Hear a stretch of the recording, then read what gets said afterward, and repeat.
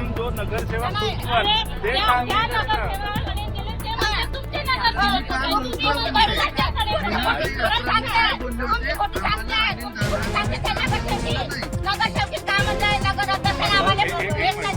ठीक आहे. आता कसं आहे, तेव्हा आता मी नगराध्यक्ष होतो, हे नगरसेविका होती, मी असा काम रोखू शकतो. बरं, मी जर काम ऐकून घ्या, मी काम रोखलं, तू पुन्हा उभी आहे, मग तू काम पुन्हा कोणी रोखलं तर तुझ्या एवढा दम नाही का, तू काम तू करू शकत नाही.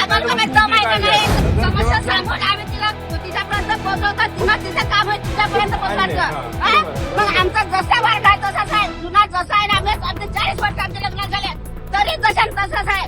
मग 2 नंबरचे आहे, मग हे काम तुमचं आहे ना, मग हे तुमचं काम आहे. बंद का कब्जा तुम्ही स्वतः पोलिसांचं कसं आहे ना, मग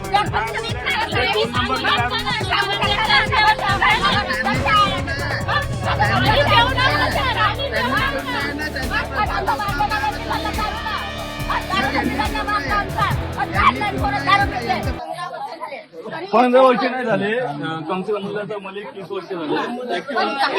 ह्या मार्गातला तुम्ही पाहून घ्या. एकच म्हणणं आहे माझं, जेणेकरून मी बचून पासून 31 वर्ष मला आता तुमची आतापर्यंत उमेद ठेवली तुम्हापर्यंत, आजपर्यंत तुम्हाला आशा होती. मला सांगा कसं होते, तुम्ही नगरसेवक निवडून सांगू का, आमचा फंड रोखून ठेवला, कोणा ठेवून ठेवला, मला काय करत नाही. मला एवढं सांगा, असं कोणी बोलले होते जे मीनाल आत्रामताई होते, त्यांनी सरळ तुम्ही ऐका ना कोणमुळ्यातला विषय काढा. बरोबर आम्हाला काय नाही, बाहेर आम्हाला आमच्या गावातलाच करायचा आहे फक्त. आमच्या वार्डाचा पाहायचा, आमच्या वार्डाचा विकास करायचा. आज आमच्याला घरकुरं नाही भेटत आहे, कोणाचं घर नाही, तुम्ही पाहतो मी. आज आमच्या कामाच्या वाटायला हे नाही, नकाशा नाही. ऐकून घ्या. 2000 मी तुम्हाला व्हिडिओ दाखवतो. स्वराज नगर वगैरे आम्हाला काही करायचं नाही, मतलब नाही त्याचा. आमचा गोंडमुला आहे, आमच्या गोंडमुलाने विकास झाला पाहिजे. इथे गट्टू वगैरे लागले का, रोड बनला का, मी का म्हटलं काहीच नाही. दादा, इथं नाही का फक्त निवडणूक आली का लोक इथं पावसात या फक्त पैसे सगळे जमले ते. इथं नाही, गाडं नसते.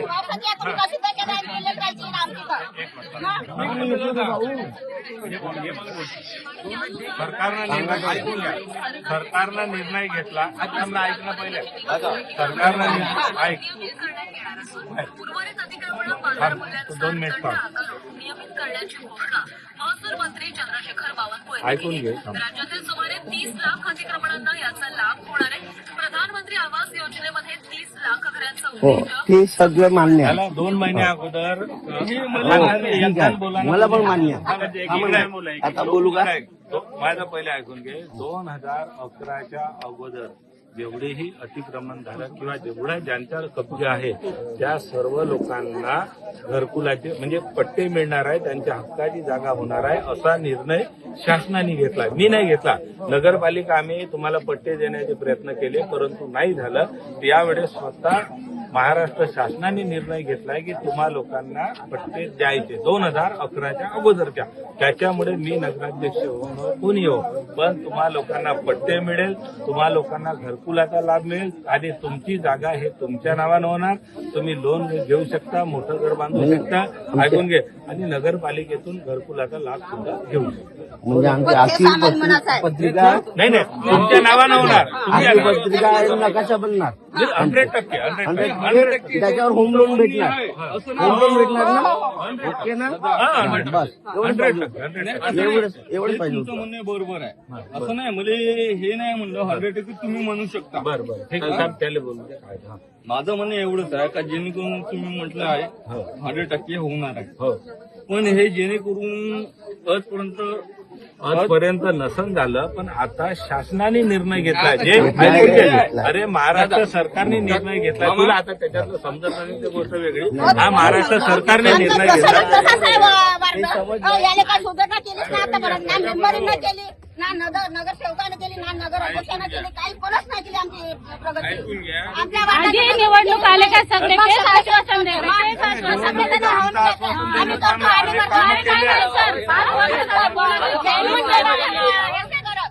बोल पण कसं आहे लोकांना ऐकू गेलं पाहिजे मग बोल ना मग हरू कसं बोलणार आहे मग लोकांना त्यांना ऐकायला गेलं पाहिजे का नाही?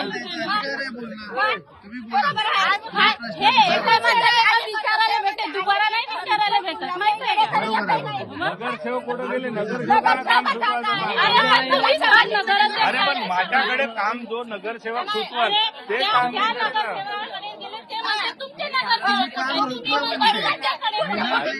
काय बोलले होते आम्हाला अनिल दादाने काम करू दिलं नाही. नगरसेवकीत काम आहे नगर अध्यक्षाने आम्हाला वेस्ट काय दिलं म्हणते ठीक आहे. आता कसं आहे, जेव्हा आता मी नगराध्यक्ष होतो हे नगरसेविका होती, मी कसा काम रोखू शकतो? बरं मी जर काम ऐकून घ्या, मी काम रोखलं, तू पुन्हा उभी आहे, मग तू काम पुन्हा कोणी रोखलं तर तुझ्या एवढा दम नाही का? तू काम तू करू शकत नाही तर मग तू उभी काय आहे? मग हे तर आम्हाला काय माहिती बाई कसं राहते, सभागृहामध्ये नगरसेवक जे कामं सुचवतात, आपण नगरसेवक कायच्यासाठी निवडून देतो? तुमच्या वार्डाचे प्रश्न जे काही काम ऐकून घ्या ना, काही नाही करायला पाहिजे. तुम्ही आमच्यापर्यंत यायला पाहिजे. नाही झालं नगरसेवकांना आम्ही तिच्यापर्यंत पोहोचवतात किंवा तिचं काम आहे तुमच्यापर्यंत पोहोचवायचं.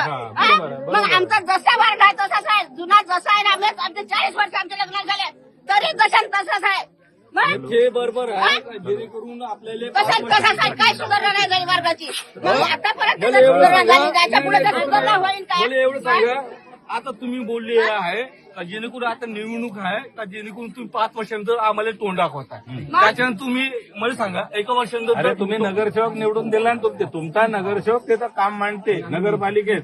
मी माझ्या नगरसेवकाचं काम पण एवढं आहे का जेणेकरून आपल्या वार्डामध्ये नगरसेवकाचं काम तसं नाही. थांबा, मला एवढं सांगा, बोलू मला वाटेल. मी सांगा माझ्या दारूचं दुकान आहे, पण जो बिना पेलेला बरोबर आहे ना सर, तुम्ही एवढे दुकानं काढले दारूचे. जो बिना पेलेला आहे तो बोला. दुकानं, आमचे पोरं बारा नवरे ते आले जाते घरापाशी. थेट कोणी 2 नंबरचे विकत मग 2 नंबरचे आहे, मग हे काम तुमचं आहे ना. तुम्ही मग हे माझ्यासोबत तुमचं काम आहे, बंद करणार दारू. तुम्ही स्वतः दारू मा काम आहे का पोलिसाचं काम आहे ते? पोलिसाचं कसं आहे का? पोलिसाचं काम मग आहे. जर फक्त विकणार असेल, ते 2 नंबरची दारू सांगू शकता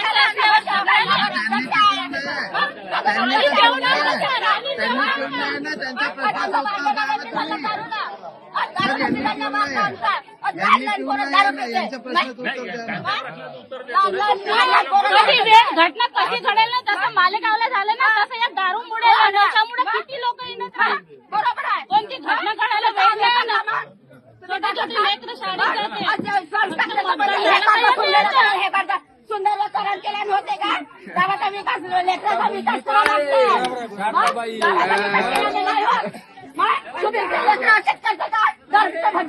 तुमचे लेकरं दारू विकते तर दुसऱ्याला काय सांगणार आहे नाही दारू पेव लोकांना नाश होता दारूचा. ज्याला मदत केली त्याला मदत केली म्हणजे मदत केली तुम्ही मदत केली होते बीपी वाढेल